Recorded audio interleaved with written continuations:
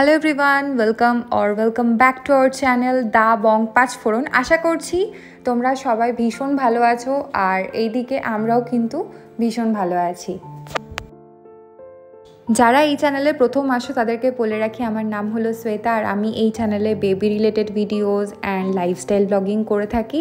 And recently 8000 subscriber আমার complete হয়েছে, তার জন্য তোমাদের সবাইকে জানাচ্ছি অনেক অনেক ধন্যবাদ। আর যারা আমার পুরনো সাবস্ক্রাইবার তাদের কাছ থেকে ক্ষমা চেয়ে নিচ্ছি, তার কারণ হলো অনেক দিন পর আমি ভিডিও দিতে চলেছি। আর বুঝতেই তো পারছো, সামনেই মাহির মুখে ভাত, হাতে আর মাত্র কয়েকটা দিন, এক সপ্তাহও বাকি নেই। আমি জাস্ট ভিডিওটা বানিয়ে কোনো রকমে তোমাদের সামনে তুলে ধরার চেষ্টা করছি, কারণ আমি জানি তোমরা আমাকে মাহিকে দেখার জন্য অনেকক্ষণ ধরে অপেক্ষা করো, অনেক দিন ধরে অপেক্ষা করো। তোমরা বিভিন্ন ধরনের কমেন্ট করো যে দিদিভাই কেন ভিডিও দিচ্ছ না, মাহিকে না দেখতে পেলে আমার ভালো লাগে না, এরকম বিভিন্ন ধরনের কমেন্ট করার, সেইগুলো দেখে আমার আরও ইচ্ছে করে আরও তাড়াতাড়ি ভিডিও দিতে, বাট পারি না, পেরে উঠি না, তবু আমি চেষ্টা করছি। আচ্ছা, তো আজকের ভিডিও টপিকটা না একটু আলাদা, মানে আজকে বেবি রিলেটেড কোনো ভিডিও আমি পোস্ট করছি না, বা সাধারণ যেমন ব্লগিং হয় সেরকমও কিছু পোস্ট করছি না। আজকে একটু অন্যরকম কিছু কোয়েশ্চেনের উত্তর তোমাদেরকে দেওয়াটা ভীষণ দরকার ছিল। তোমরা প্রত্যেকে জিজ্ঞেস করো একটা কথা, সেই নিয়েই আজকে তোমাদেরকে এই কমেন্টটা নিয়ে অনেকটা রকম আলোচনা হয় তোমাদের মধ্যে, আমি দেখেছি। তো আমি এই আলোচনাটা আজকে এখানে স্টপ করে দিতে চাই। প্রায় প্রতিটা ভিডিওর নিচে কমেন্ট বক্সে আমি একটা কোয়েশ্চেন খুব সিমিলার দেখতে পাই, অনেকেই করে এই কোয়েশ্চেনটা, তোমার শ্বশুর শাশুড়ি কেন তোমার ভিডিওতে আসে না, তোমার শ্বশুর শাশুড়ি কেন তোমার ঘরে আসে না, কেন হসপিটালে আসেনি, অ্যান্ড দিস অ্যান্ড দ্যাট, এরকম অনেক রকমের কোয়েশ্চেন তোমরা করে থাকো। তো দেখো, হ্যাঁ আমার সংসার আলাদা, বাট তার মানে এটা নয় যে আমি ওনাদের থেকে আলাদা। আমার শ্বশুরবাড়ির প্রত্যেকের সাথে আমার সম্পর্ক ভীষণ স্মুথ, ভীষণ মিষ্টি এবং ভীষণ সুন্দর।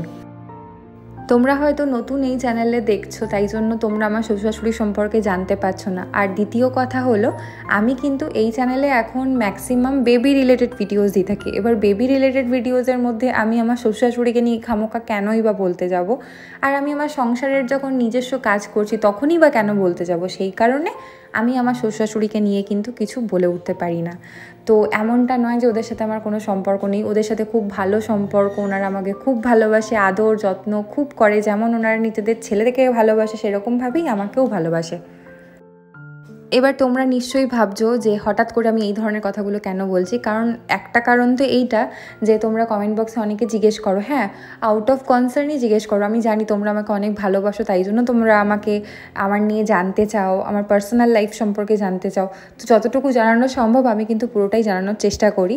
আর আজকে তোমাদের আরও বড় ডাউট ক্লিয়ার হয়ে যাবে, কারণ আজকে আমার শ্বশুর মশাই মানে বাপি আসছেন আমার বাড়িতে, মানে দেবনীলের বাবা।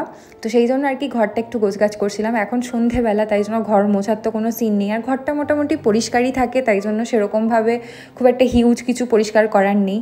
আর এই দেখো বাপি চলে এসেছে, ওর জন্য একটা পুতুল, একটা ড্রেস, আরও অনেক কিছু নিয়ে এসেছিলো আমাদের জন্য। সো যেহেতু আজকে বাপি এসেছে, তাই জন্য আমি ভাবলাম যে এই দিনটার থেকে বড় দিন আর কিছু হতেই পারে না, যে তোমাদের ডাউটটাও আমি ক্লিয়ার করে ফেলতে পারবো, এই নিয়ে আমি একটা যথাযথ ভিডিও তোমাদের সামনে তুলে ধরতে পারবো। আর আই থিঙ্ক তোমরা ওই ভিডিওগুলোও দেখেছো যখন আমি আমার শ্বশুরবাড়ি থেকে ব্লগিং করতাম, মাহির যখন সবে 1.5 মাস ছিল, মাহির জন্য পুজো করা হচ্ছিল, অনেক রকমের ভিডিও কিন্তু আমি আমার শ্বশুরবাড়ি থেকে পোস্ট করেছি। এবং আগেও আমি বহুতবার বলেছি যে আমার শ্বশুরবাড়ির সাথে আমার সম্পর্ক ভীষণ ভীষণ ভীষণ ভালো, মামুনি আমাকে ভীষণ ভালোবাসে।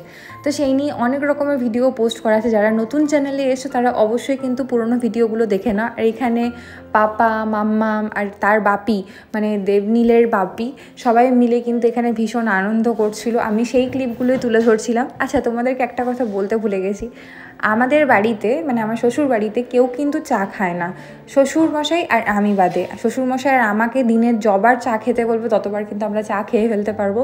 তো আমাদের দুজনের মধ্যে এই সিমিলারিটিটা আছে। আর যখনই বাপি আমার কাছে আসে বা আমরা ওখানে যাই, তখনই আগে বলে 1 কাপ চা খাওয়া। তো এটা হচ্ছে আমাদের প্রথম চাই, চা ছাড়া আমরা কিচ্ছু বুঝি না।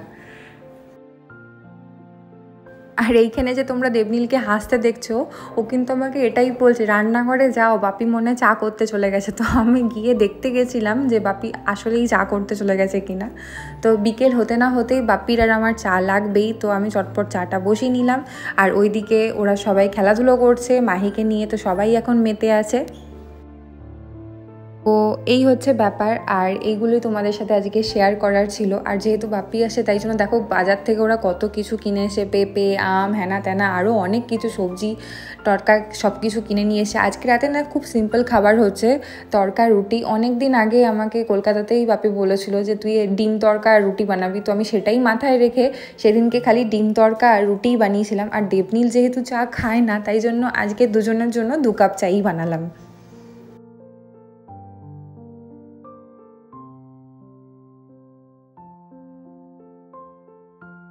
যাই হোক, যদিও আমি এইসব নিয়ে আগেও ভিডিও পোস্ট করেছি, তবে তোমরা আমার এক্সটেন্ডেড ফ্যামিলি মেম্বার, তোমাদের মনে যখনই কোনো প্রশ্ন আসবে তোমরা নির্দ্বিধায় জিজ্ঞেস করো। তো শুধু একটাই রিকোয়েস্ট করব, কোনো রকমের নেগেটিভ কমেন্ট করো না, ভালো করে জিজ্ঞেস করো। আমি যদি সুবিধা বুঝি বা ঠিক বুঝি আমি নিশ্চয়ই তোমাদের প্রশ্নের উত্তর দেওয়ার চেষ্টা করব, কারণ তোমরা আমাকে এত ভালোবাসা দিচ্ছ। আজকে 8,000 পেরিয়ে 9,000 সাবস্ক্রাইবার হতে যাচ্ছে, তোমাদেরকে কেন কোনো কিছুর উত্তর দেবো না বলো? আমার শুধু একটাই রিকোয়েস্ট যে তোমরা আমাকে একটু ভালোভাবে, একটু সফটভাবে জিজ্ঞেস করো। আমি ভীষণ সফট একটা গার্ল, তাই জন্য আমি চাই যে আমার সাথেও যেন সবাই ভালো ব্যবহার করে। সো এখানে শ্বশুরবাড়ির টপিক এখানে এন্ড করলাম।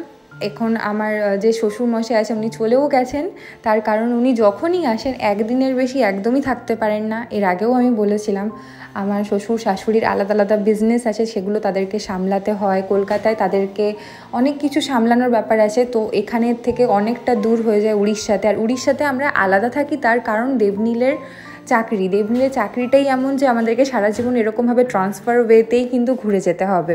যাই হোক, মাহির মুখে ভাত, তোমরা সবাই জানো 9 আগস্ট, আর সেই জন্য মাহির মাম্মাম যদি না সাজে তাহলে কি করে হতে পারে বলো? আসলে আমার সাজাটা একটা অজুহাত মাত্র, তাই জন্য। আর তোমরা নিশ্চয়ই দেখেছিলে যে প্রায় 1.5-2 বছর আগে আমি কিন্তু হেয়ারটা স্মুথনিং করেছিলাম, তার ফলে আমার অনেক চুল উঠতো। তো আমি এইবারে ডিসাইড করেছিলাম আর আমি স্মুথনিং করাবো না, বাট আমার হেয়ারগুলো এতটাই কার্লি টাইপের, এতটাই ঝাঁকড়া পুরো মা কালীর মতন, তো আমাকে কিছু না কিছু একটা করাতেই হতো। সো আমি স্মুথনিংটা করাইনি, বোটোপ্লাস্ট কেরাটিন ট্রিটমেন্ট যেটা হয় সেটা আমি করিয়েছিলাম। আর এখানে না আমি দেখতেই পাচ্ছ কানটা ধরে আছি, তার কারণ আয়রনিং যখন হয় হেয়ারে আমার ভীষণ ভয় লাগে, মনে হয় যদি কানটা পুড়ে যায়, কিছু একটা হয়ে যায়, গরম ধোয়া বেরোয়, আমার ভীষণ ভয় করে। তো আমি যখন এই স্টোরিটা ফেসবুকে পোস্ট করেছিলাম যে নাথিং ইজ ইম্পসিবল, বাচ্চা নিয়ে সমস্ত কিছু করা যায়, তোমরা অনেকেই আমাকে ফেসবুকে ফলো করো, যারা করতে পারোনি এখনও তাদের জন্য বলে দিচ্ছি আমার ফেসবুক প্রোফাইল নেম হচ্ছে শ্বেতা চক্রবর্তী ভান্ডারী। আদারওয়াইজ আমি আমার ইউটিউব যেখানে প্রোফাইল লিঙ্ক আছে সেখানে কিন্তু ইনস্টা লিঙ্ক, ফেসবুক লিঙ্ক, সমস্ত লিঙ্ক ওখানে দেওয়া আছে, তোমরা চাইলে ফলো করে নিতে পারো। ওখানে আমি আরও তাড়াতাড়ি স্টোরি পোস্ট করতে থাকি, ডেলি কিছু না কিছু স্টোরি পোস্ট করি। তো ওখানে যখন পোস্ট করেছিলাম ওখানে তোমরা সবাই অনেকে আমাকে লিখেছো তুমি ইন্সপিরেশন, হ্যানা ত্যানা অনেক কিছু লিখে ফেলেছো। জানি না এত কিছু যোগ্য আমি আদেও কি না, এতগুলো লোকের ভালোবাসা পাচ্ছি, আমি সত্যি নিজেকে কল্পনা করতে পারিনি কোনোদিনও এই জায়গাতে। আমি জাস্ট নিজেকে তুলে ধরতে চেয়েছিলাম, কিন্তু এত ভালোভাবে যে আমি রিপ্রেজেন্ট করতে পারবো এটা সত্যি আমি কোনোদিনও ভাবিনি। আর দেখো হেয়ারটা সুন্দর হয়ে গেলে কিন্তু সত্যি ভালো লাগে। আমার মনে হয় ফিগার মেনটেন করলে আর স্কিনটা একটু সুন্দর থাকলে আর হেয়ারটা একটু সুন্দর থাকলে তাহলে কিন্তু আর এক্সট্রা সেরকম কিছু টেকআপের দরকার পড়ে না। সো আমি জিজ্ঞাসা করেছিলাম ওদেরকে যে একই ট্রিটমেন্ট ওরা আমার হেয়ারের ওপর করছে, তো ওরা বললো বোটোপ্লাস্ট কেরাটিন ট্রিটমেন্ট করেছে। তো ট্রিটমেন্টটা আমার ভীষণ পছন্দ হয়েছে। স্মুথনিং করানোর ফলে কি হয়, অনেকটা স্মুথ লুক দিয়ে দেয়, হেয়ারটা পুরো একদম পোকার স্ট্রেট হয়ে যায়, তো সেইটা আমার একদমই ভালো লাগতো না, তাই জন্য আমি এই ধরনের হেয়ারটা করলাম। এটা একদম ন্যাচারাল একটা স্ট্রেট লুক দেখায়, মনে হয় চুলে কিছু করায়নি তাও একটা স্ট্রেট ভাব আসে। তো এই হচ্ছে ব্যাপার আর কি, আমার ভীষণ লুকটা পছন্দ হয়েছে। তোমাদের আমাকে এইরকমভাবে দেখতে কেমন লাগে তোমরা জানিও। অনেকে আমাকে এটাও বলে যে কার্লি হেয়ারে তোকে সবথেকে বেশি ভালো লাগে, উইচ ইজ ট্রু, এটা আমিও মানি। কার্লি হেয়ারে আমাকে দেখতে সবথেকে কিউট মিষ্টি লাগে, মুখটা খুব সুন্দর লাগে, মুখটা ভরা ভরা দেখতে লাগে। কিন্তু কি বলো তো, আমার যেরকম messy and curly frizzy hair সেটাকে ম্যানেজ করা ভীষণ চাপ হয়ে যায়, সেখানে কিনা এইরকম হেয়ার থাকলে খুব ভালো লাগে। আর এই যে এখানে আমি মাহির ফটোশ্যুট করছিলাম। সো আজকের ভিডিওটা এই পর্যন্তই থাকলো। আর যদি ভাবছো ফটোশ্যুটটা কেন করছিলাম, অ্যাকচুয়ালি ইনভিটেশন কার্ড ছাপানো হচ্ছে, তো সেখানে মাহির কিছু ফটো লাগতো, আমি ঘরেই ঘরোয়া জোগাড় করে ফটো তুলেছিলাম। ফটোগুলো অবশ্যই তোমাদের সাথে শেয়ার করবো, সেই নিয়ে আলাদা ভিডিও আনবো। সো আজকের ভিডিও এই পর্যন্তই, আবার দেখা হবে কালকে তোমাদের সাথে অন্য কোনো ভিডিও নিয়ে। এরপর কিন্তু অনেক সুন্দর সুন্দর ভিডিও আসতে চলেছে মাহির অন্নপ্রাশন রিলেটেড। তোমরা জানিও আজকের ভিডিওটা তোমাদেরকে কীরকম দেখতে লাগলো, অ্যান্ড কমেন্ট বক্সে লিখে জানিও যে তোমাদের নেক্সট ভিডিও তোমরা কী নিয়ে দেখতে চাও। আমি অবশ্যই সেই রকম রিলেটেড কিছু ভিডিও বানানোর চেষ্টা করব। চলো, টাটা।